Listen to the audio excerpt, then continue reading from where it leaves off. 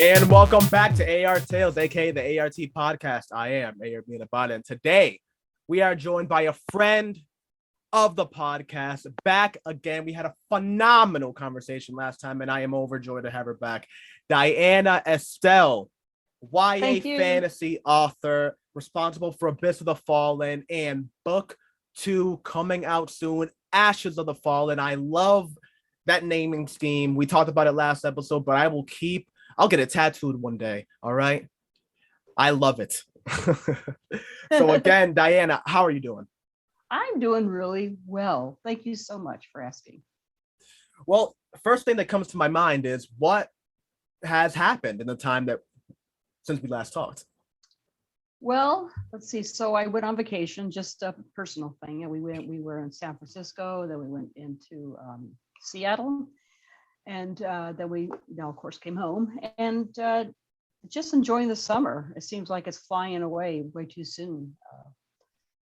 Being outside and swimming and just really enjoying the nice weather that we have in the Midwest.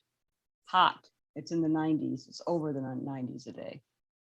It was 100 degrees over here not too long ago. I live in the Northeast, folks. That's not supposed to happen. That was a contract I signed. Okay. I want my money back, Mother Nature. Yeah, she should be sued or she should have a wrist slapped. Oh, for sure. False advertisement. Yeah.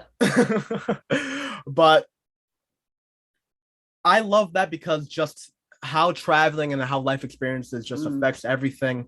I know one thing that I definitely want to cover in last episode that we didn't get to was just like how music affects tone and placing and how much inspiration you can draw from that. But before diving into that, how do you think locations, settings, energy, because I don't know if you believe in it like me, but I think just different parts of the earth, different whatever, there's just different energy lines, however you want to call it. Right. Maybe it's above like our perception, who knows, but there is just a certain thing that you feel when you get to a certain place, a certain calmness. I know when every time I go back to the Dominican Republic, it always just feels like that, even though like I obviously haven't even seen most of the place because I haven't been there since I was a baby.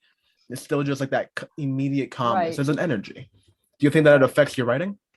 It does affect my writing. I'm glad you mentioned that. Well, I mean, this wasn't a part of my writing, but in Seattle, I mean, we could look out on the pier and we saw like the Olympic Mountains, and then behind us we saw Mount Rainier.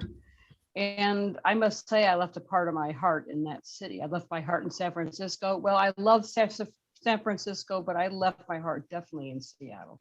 So I'm hoping to make a trip there. It was just I enjoy the mountains way more than I enjoy the beaches. Now, I love the beaches, don't get me wrong, but for whatever reason, I just feel akin to those, we're just the mountains, if you will, the trees and the mountains. So, but in my writing, I've been blessed to travel all over the world. And so a lot of the places that I went to were kind of factored in there, either through the history or through the ambiance or the food or whatnot, even if it's not specifically in my book as far as all those things, like, aspects of France and going into England, Bath, England, which is actually in book 1. There's some places that I haven't been. Greece is highlighted in my book, Adelphi. I've never been there, want to go. But settings just, certain places just give you a feeling either. And it doesn't always have to be a good feeling. There can be places that are just, for whatever reason, it doesn't mean that people are bad. It doesn't mean the place is bad. It's just for whatever reason, it's just, and that can be fuel also for writing in a way. And like I said, I want to emphasize it doesn't mean it's a bad place. Okay. And for me, it's not, well, maybe let me just back up. I don't know if it's really a place, because I've been to too many places and I met too many good people in so many places that, just to be fair, I think it's just a feeling you get if you're working on a character in the moment at a particular spot, which does not designate the country or the city or the town or the people. I just want to be clear. You know what I'm saying? No, I'm honestly getting my mind blown because everything you're saying is making me making my mind jump at like 1,000 different tangents. Like, So does this even all make sense? I'm trying to see. doesn't make sense. It makes sense. Okay. Like the way that I interpret it, for example, Los Angeles. I loved some of the people that I met in Los Angeles, but Los Angeles did not have the energy that I felt right. I always felt like I was somehow anxious. I never got right sleep, no matter Okay, the apartment, the area. Right. I was near the beach all the time. I was living a life that on paper seemed like awesome. You're a certain age in California and you're working professionally and everything's right. But the energy never got to me in like a way that I felt truly comfortable, like I felt like truly home. It always felt like at any moment a rug could be pulled underneath. Vice versa, Boston, you can drop me off in a street corner in Boston. I'll find out. I'll figure it out. There's something about that city. It gives me energy, you know? So I fully believe the whole idea of energies. And even more so, I think it's interesting that it's person to person based. Not everyone feels the same. I know many people that moved to Los Angeles and felt the exact opposites. Like they felt home. They finally were with their people and great weather all year. And they just felt right. Right. You're right. Exactly. I just wanted to preface that it's not the indicative of like a certain type of, individuals that go there or whatever, or live there or work there. It's just, it comes down to, like you said, an individual by individual. I felt more alive now San Francisco truly was a beautiful city. It was gorgeous. We had a wonderful time.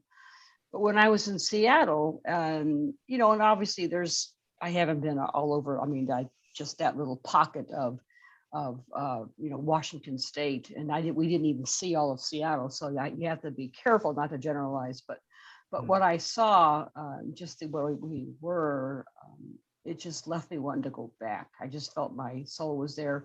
I felt that way when I went to Japan. I mean, it's like I felt like I cried when I left that state. That country, like I did Seattle on the plane. And I felt that way on the East Coast. I felt more alive on the East Coast than I did on the West Coast. But truly, there's beautiful areas on the West Coast. So it comes down to the individual feeling that you get. Yeah, I feel that way about London as well. Oh my goodness, London! And oh no, I can write a love letter to London, honestly. Oh, me too. The thing that I think I find most interesting, how that kind of like all converges into like writing and inspiration, is it immediately makes me think of the opening monologue of Narcos, where they're literally talking about the land of Colombia, talking about how beautiful the area is, and basically talking about mystical realism, which is one of my favorite literary terms. It's like the concept that something is real and something really did happen, but it gets fantasized so much by the people that were around the area, around the time frame of it, that by the time it's like telephone, by the time it actually goes on in history books, it's like, who knows if turns it really into myth turns into legend, and then legend turns into lore. Exactly. It's like the George Washington, the wooden teeth, and like the cherry tree whole thing. It's like, who knows if that actually happened, but it's just things get mythicized over time. And it was just talking about the area of how Colombia specifically was so used to it, because it was such a dichotomy of such a beautiful country. And it is beautiful. I mean, green mountains for as long as you can see, in these beautiful vegetation. It almost looked overgrown. It's the northern tip of the Amazon rainforest. You can imagine that that's beautiful terrain and beautiful people right on the coast, everything. But then it was talking about the dichotomy that like it was also filled with just evil men that just kind of like put that together, and that's what made the area so much of a hotbed for that type of fantasization. Because you would take, for example, a drug dealer like Pablo Escobar, and depending on what side of you were on it, you would either be the best person to ever live, to the point that people literally had like pictures of him like he was Jesus when you would walk into the home, or he was the actual devil. Right. So I love how things like that can just go, and how it's based on location, and how all those things can go. Because even when it comes to world building, which is something we talked about before, even if you're creating a whole world from scratch, or if you're just using a template from something you've seen before, you still have to build your world. The way that people talk, the way they interact, even the time frame that you choose. The worldview, exactly. Everything kind of goes into there, right? Yeah. So taking all these inspirations that you've gained in this time, how do you think that those, this newfound love of Seattle, this appreciation for San Francisco's, do you think any of those will bubble into something later on? I don't know. I don't know. I mean, maybe. I mean, right now I don't have anything in the pipeline if for those particular or those kind of nuances, but I think everything kind of filters in through your, whether you're writing or not. I mean, they kind of affect how you know, they just affect who you are as a person. You know, for me, it just, you know, reiterated the fact that I really love the mountains. I really love the mountains. I really love more like and what's crazy is I love the cities. I love the vibe of the cities. I don't think I could really live in like a rural area. So it's like two different people. It's so bizarre because you could put me in New York City and I love the beat of New York City. And of course it's so massive, you know, different areas. But however, I felt just as alive as I did there in, now we weren't physically in the mountains, but just seeing it, I could just disappear I don't mean go rogue and go off the grid, but you know, I could just, I could live out there. It's totally different. I don't know why that is. It's literally like two different people. I don't know what it's, maybe it's the writer part of me. No, I don't know, because I wrote a lot of my book in New York. I mean, I had sitting in Times Square, really writing hot and sitting in Times Square and the vibe. And I typically can't write when there's noise around. Yeah. But there's something about that. That's a really interesting thing. I never thought about it. Like I'm in my room right now where I write, and my family is, you know, they're doing their thing. And if they came in, I couldn't really write, but yet you plot me in Times Square and I could write. Now, what is that about? I don't know, honestly. That dichotomy is such an interesting thing, because for me, I would say the exact same thing. I need space level, like vacuum of space level silence when I'm working. I'm talking about if a bird starts chirping, I'm like, yo, what are we doing here? No, what exactly. are we doing here? Exactly. It's the dog barking or whatever. I'm wanting to put earplugs in or something like that. But yeah, what is it about New York City and other cities? It's not every city, you know. Yeah, well, that's the thing. I don't even think it has to do with something with the city. I think it's like an energy. Because there was one time that, like I said, my normal default is absolute silence, cone of silence, nothing. Don't speak to me. Don't text me. Leave me alone. Well, even if you could text me, my phone is off. Like, don't bother me, right? But there was one time that I was hanging out at a friend's house. It was like 5 a.m. We weren't doing much, but just like, you know, casually drinking and watching like a TV show, like after like a party. And for whatever reason, I decided to pull out my phone and I started like going away at this like idea that I had. And I, in that session of like, you know, someone playing music in the corner, a TV going on, people like intermittently talking with one another.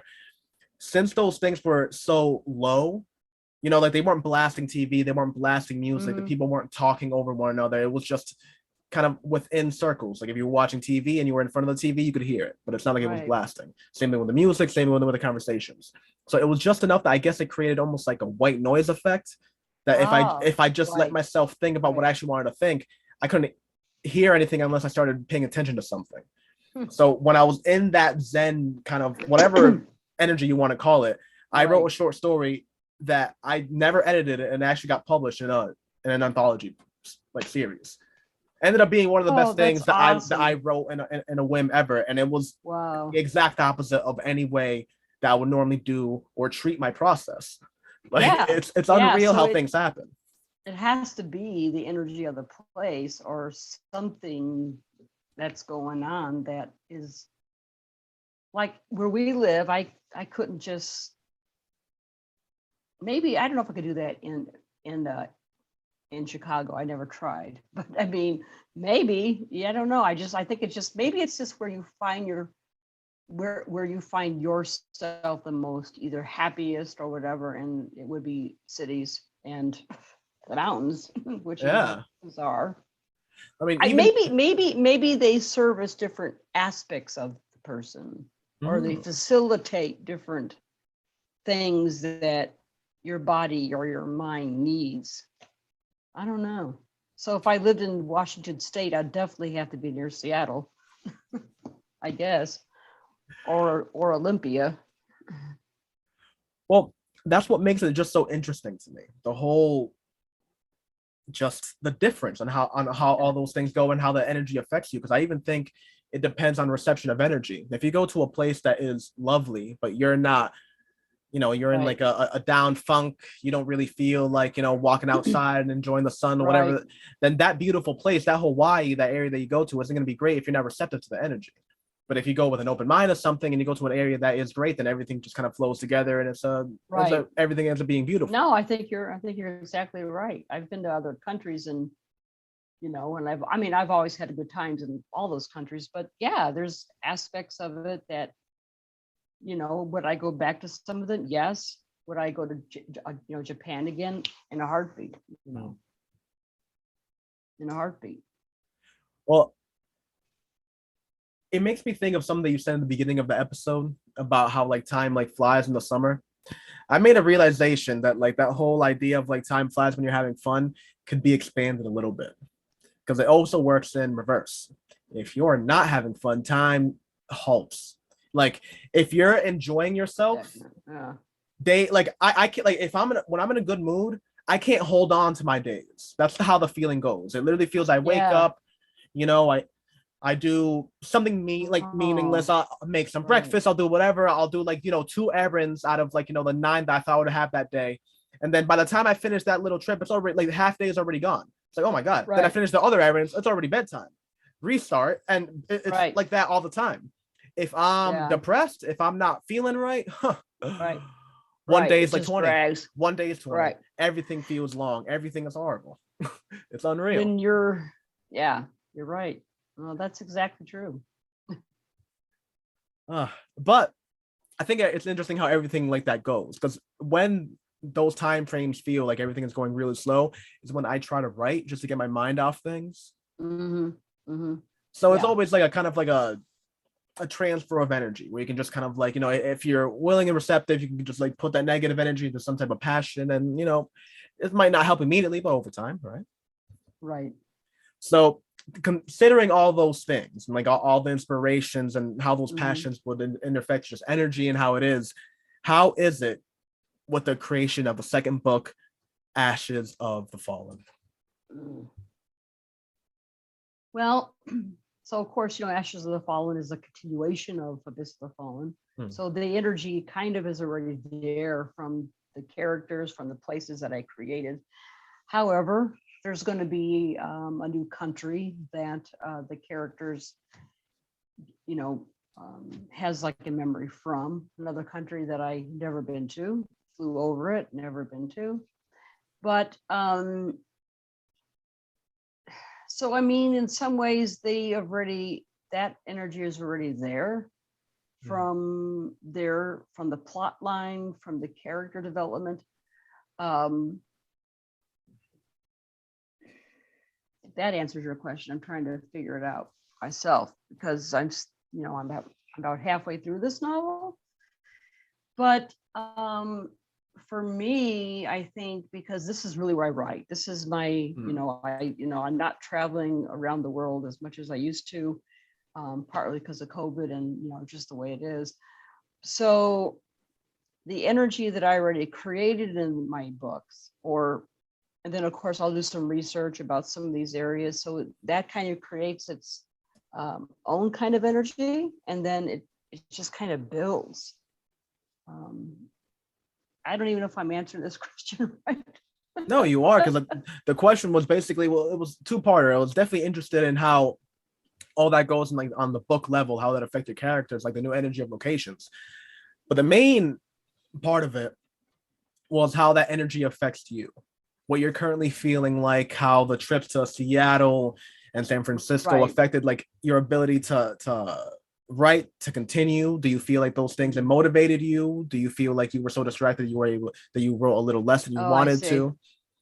Oh, it definitely was more of a motivator. In fact, I just came back, not another place I just came back from was a writing conference. That's a different energy. I mean, that's you're always learning, you're always trying to, refine the craft of writing. And so between the trip and coming up from home from that trip and then going to the writing conference, it really was a neat experience to kind of, even though, of course, in Seattle and San Francisco, I didn't have a writing conference. So the energy kind of continued in areas that actually surprised me, like I even actually told some of the teachers there, this is where we came from. And maybe it was just resonating with, like I said, like the mountains and just that with the,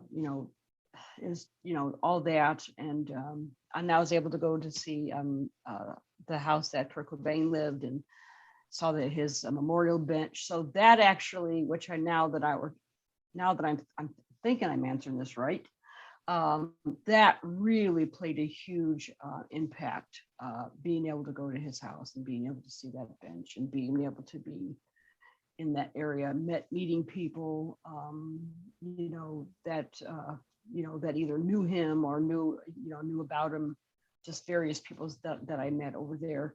And so that really was a very cathartic experience that will be fueled in my books, not because he's in my book, he's not, but just that, he was a rocker with, a beautiful individual by all accounts, and being able to, kind of embed that energy, if you will, from into my writings. So it's the area, it's the individual. Of course, I never met him, and yeah, there was a real neat feeling that, in fact, I'm glad you brought that up, because I never would have forgot about it, but I never would have talked about it like this. Well, that's why I love about it. It's just that sometimes the way that you get inspired, you're not even conscious to yourself until you do some introspection on it. And like you think back, Yeah, it's like, oh yeah. Yeah, like I've spoken about it in the past, but a lot of my inspiration as far as just like the basic, I guess, emotional tension of a book is based a lot on relationships that happen. When I made the original Allegory of the End plot line, which eventually sprawled into like the whole Death of Florida saga, the base of it was between like, oh, imagine if I made like a story about two friends drifting off with one another, because I was obsessed with the idea of that if you took a person's, if we were in Egyptian times and I was Anubis and I was going through the book of people's lives, right, and there were two people in front of me, and I was like, oh, that's interesting. So at 10, you guys were like best friends. You thought like the world, you thought you were gonna like die together, and then at 15, you guys hated each other. Want to talk about that? Like I was so fascinated by that. I was so fascinated by that dichotomy that I was thinking, it's like, all right, well, how can we base a story where half of it is when they're young and they're developing this amazing friendship that you, as the reader, even what they're talking about is going to last forever because it just feels like such a deep connection. And then another half where they're older and they're bitter enemies with one another. And the whole question of like, first, what happened in order to get, what happened in these 20 years that caused such a degradation of their relationship, right? And then also it's like how that can happen between people in just general. How is it that something can go from here and just fall all the way down?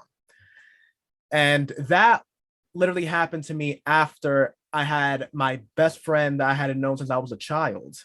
He moved in, I moved back to the Northeast after going back to Florida for college, and he went to college with me. He was my roommate, which again was like the chances, like a childhood friend going with you and being your roommate in college for freshman year is like almost like a dream, right? Within 2 months, we hated each other.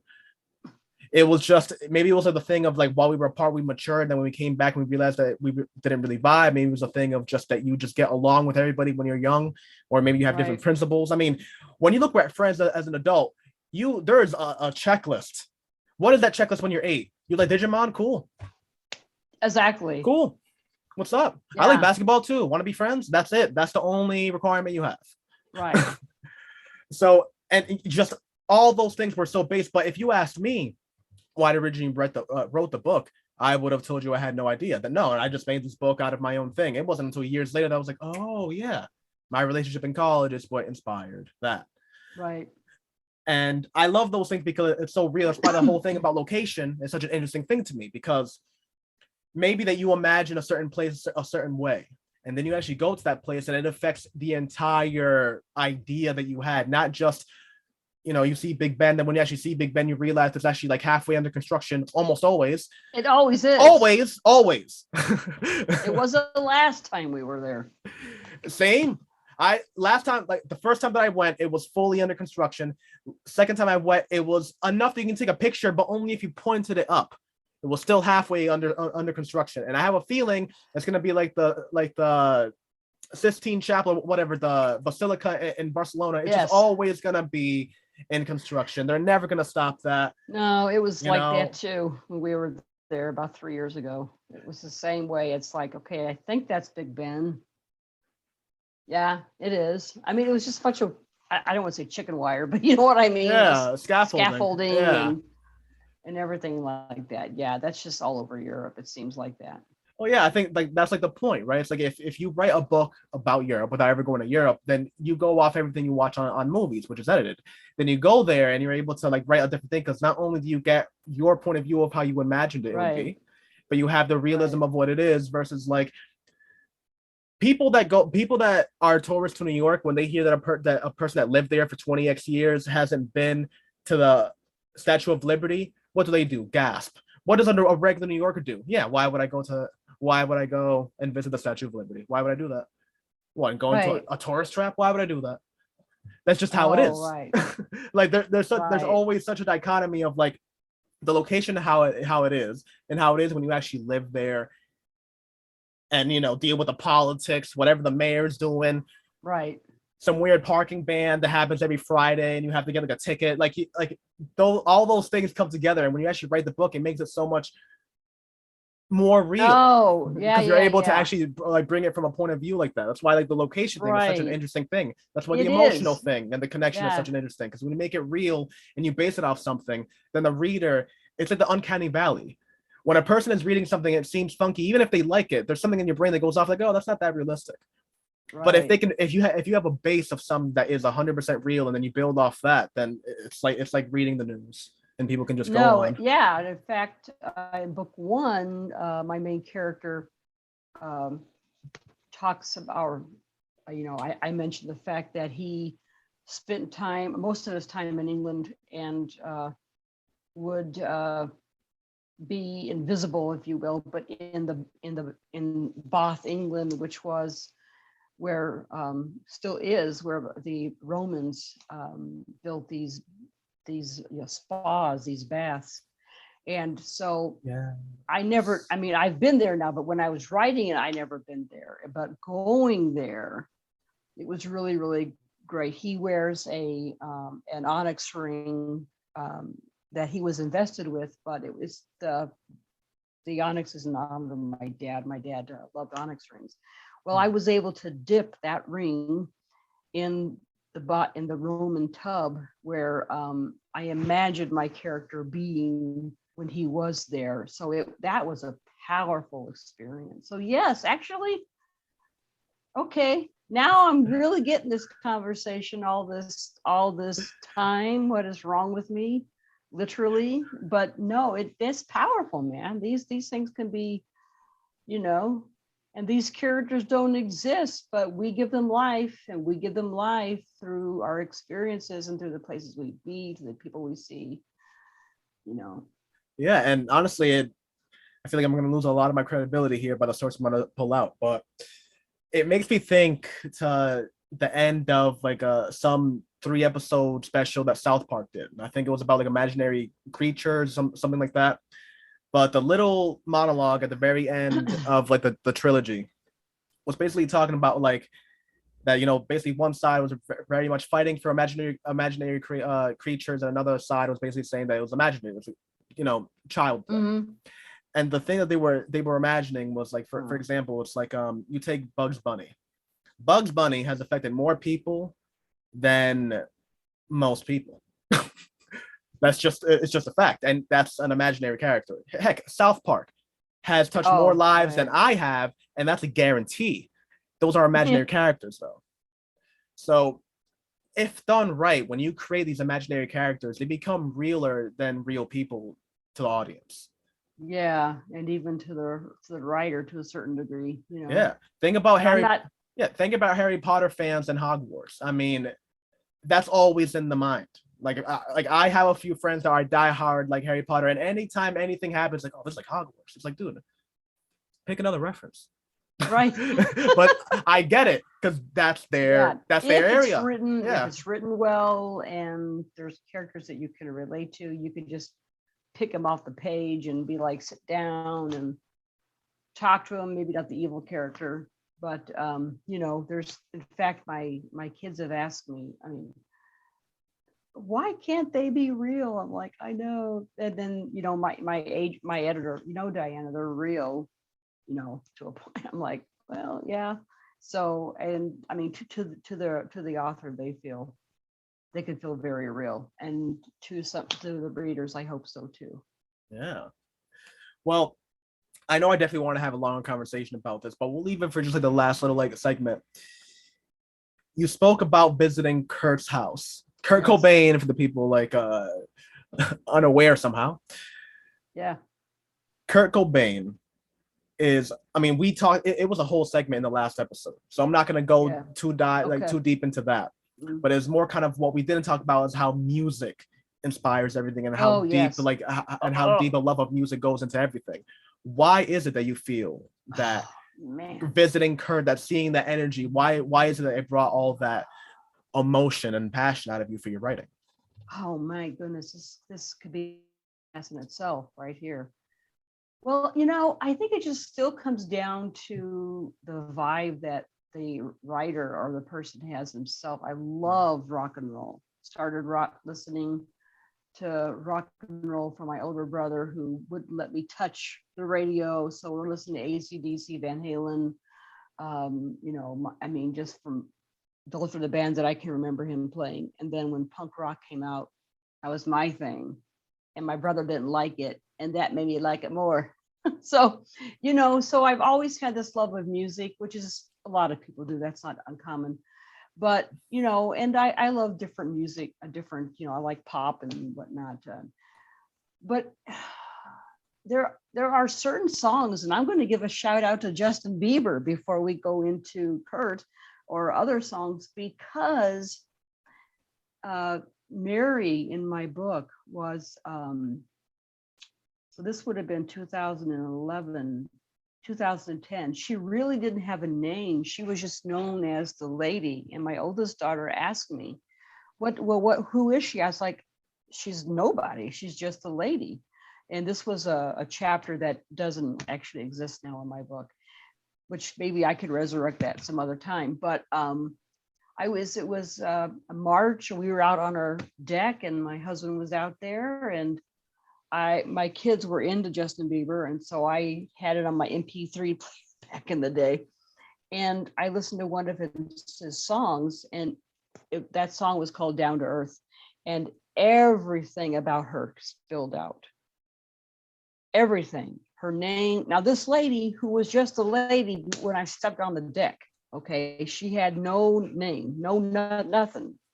I literally turned this music on, and just everything poured out: her name, her age, her parents, her sister, what happened to them, this, how she's interacts with Dagan, just everything spilled out. And it was so overwhelming that I actually cried. It was such a powerful experience. So whenever I hear that song, if I play it or if I hear it on the radio, instantly I go right to that spot.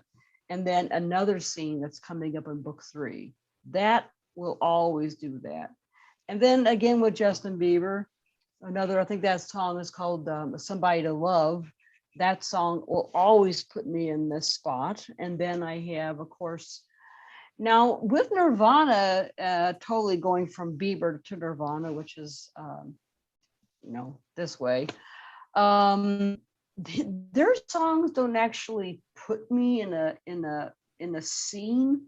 They put me in more of a character. Like Dagan is, so there, he is not Kurt. He never was meant to be, but there was something that something, well, it was my oldest daughter brought that attention to me about how they're very much alike.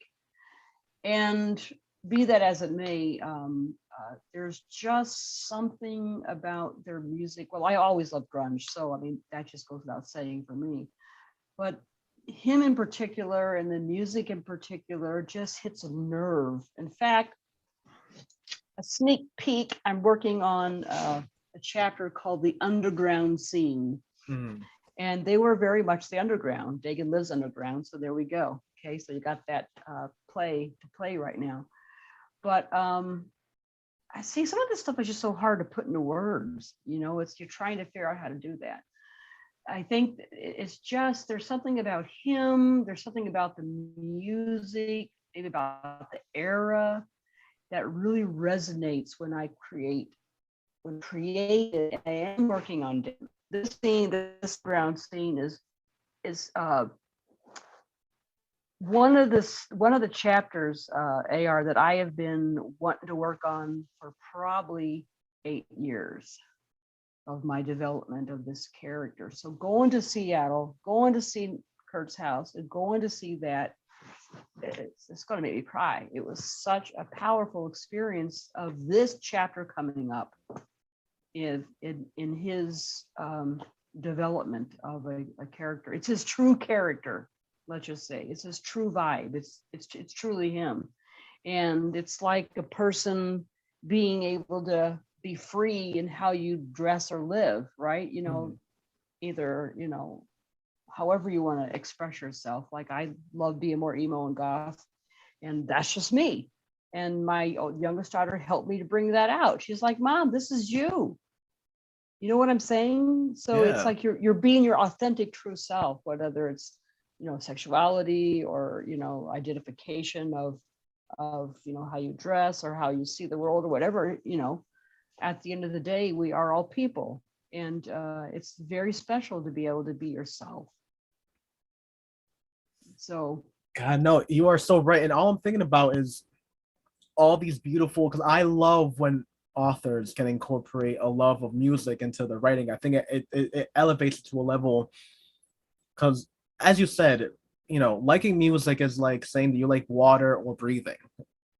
Most right, people like music. Everyone can, maybe you don't like a certain genre, a certain song, a certain artist, but everyone has an artist or has a song that yeah, that just right. takes them, right? It's like a frequency that just brings them like a certain energy that they like, either motivation or calmness, serenity, whatever it is that you need or want. People can find something for it. Right. And what I find even more interesting, yeah, I just had like a little kick my own mic over here. What I find so interesting too is that the genres, for example, I prior to watching Scott Pilgrim versus the World, if you asked me if I like rock, I would have told you categorically no. No Oh, on everything. All just no. No. And the moment I heard that song and just like the vibe, how they used it to set up a scene and like how it was used for tension creation or to induce love or kind of like, you know, euphoria, whatever it was, it brought me into the genre as a whole. You know, you look back at Hunger Games and they have like that, the song that Katniss was saying, are you coming through the trees? When I hear that line, I hear a chord of it and it immediately makes me just immediately pensive, immediately just taken down a couple right. pegs every single time. It always gets me. You know, even Lemony Snicket and the whole unfortunate series of events, Oh, yeah. littered with limericks and little rhymes and choruses, and those things that just get stuck in your head. And I love when things Right. like that can, when mediums like that can be brought together. To Yes. me, it's what creates the best type of content. Yes, there's songs from Aerosmith that I had that if I hear a certain song, you know, it'll just be like, bam, that's that. Yeah. But you know, because I had someone else ask me also about Nirvana, and I'm like, you know, none of their songs put me in a scene like Down to Earth or Somebody to Love or some, you know, songs from Aerosmith or you know Bieber, which is the songs I just mentioned. But they're, which I probably am restating this, so I apologize, but but that group just puts me in a headspace, more of Mhm. a headspace than a scene space, which is totally different. You got the scene, maybe that, the scene space, you got the headspace. Mary's is kind of wrapped up with and not just Justin Bieber, I mean, but Dagan particularly is more of a headspace and a way of life. I think he embodies the way of life that I really espouse, which is more of the DIY kind of do it yourself, the underground punk, which we couldn't get when we were younger. It just really wasn't available. And that whole do it yourself, which of course is DIY, I just said that, but just that whole attitude where Mhm. it wasn't mainstream, and which it's obviously got in more to mainstream. But so I think it's hitting a nerve for me in the fact that I'm able to relive part of that time frame, and the 90s as well.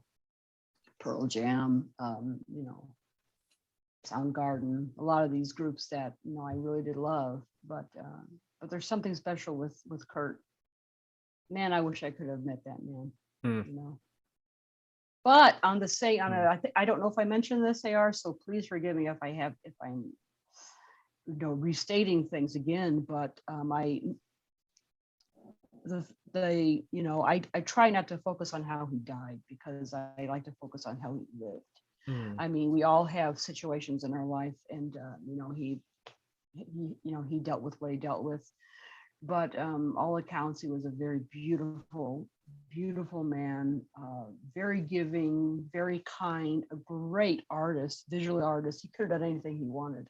Sculptor, he made his own, like, these really cool dolls, and it was just very. And he was my age. He was exactly my age. So he was 27 when he died, when he passed away.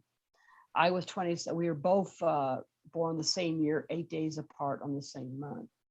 How astounding. He did a lot in that short period of time.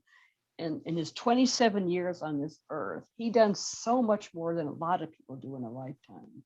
Mhm. And that music with Chris Novoselic and Dave Grohl and the previous band members that they had before that, how much they have affected music, opened up. They were, very instrumental in that, you know, in their music, how it has affected And progressed, yeah. music, really progressed. Now they, their music opened up from other people too, but they really, really, and we're still talking about it. So it's amazing how much he did in that short span of life. I mean, he had a lot of gumption. So so I try to focus on how he lived. And I don't mean, I mean, I'm talking about really who I Yeah. believe he was. Of course, I never met him. I'm going off of what I've learned and heard from other people that did know him. But I mean, how do you know somebody you never met, right? So, but there is something that kind of has come through my writing, and I hope it honors. Um, I hope it honors him too, but I hope it honors him in a different way. Kind of learning about his struggles. I mean, again, how much a person can learn, and my own issues, which are kind of a little bit similar, and then other family members that I know. Um, I think once my daughter identified the fact that, oh, your main character is a lot like him, what it did is, in the research, it made me very compassionate for people that struggle with addiction issues and whatnot. And this is where I'm only going to make the reference to with him, because again, I think, to me, the word junkie needs to go out the door. I think mental illness that's really what I'm focusing on. That could be my swan song. That's what I really want to go. So I think just researching about Kurt brought me an understanding of researching about mental illness, which little did I know would affect my life with family members and myself. So because I'm trying to wrap this up where it makes kind of sense. It's like learning about him as best as a person can learn about him opened up a door to learn about mental illness. Now, I'm not saying what he has, who knows, but we know that he struggled with addiction issues, which, it runs in my family. So I think he opened up, he actually helped me learn about things that for myself. Yeah. I don't want to project it goes to show on you. him. Yeah, it goes to show you how important the job of a creator is. I mean, if you would ask him with everything going on as far as mental health issues, if you asked him about the impact of his band, the impact that his music had on people, he'd probably say 0 to 0. Oh, and yet here we are talking about him. So it's like it's one of those things that right. even if you feel like yourself, like you're a failure, you feel like whatever, keep going, people. Keep Thank going. you. You literally will never know who's going to be talking about you in 10, 15 years, even Yes. longer than that. Van Gogh cut off his ear and died a horrible life. But he was And I mean, I have a copy that somebody printed off a printer of his painting, and that cost $50. So here we are, folks. His originals go for millions of dollars, and millions of dollars. And he would literally sell them for like a coffee back in the day just to survive. So here we are, folks. You have to really believe in the seed, right? We immediately get frustrated because we plant the seed and you want the fruit tomorrow because you're hungry tomorrow. And I understand. I get hungry too. That's a good phrase. But you have to wait for the tree. And not all trees take forever. J.K. Rowling made her book, dropped it sold 30,000 first book.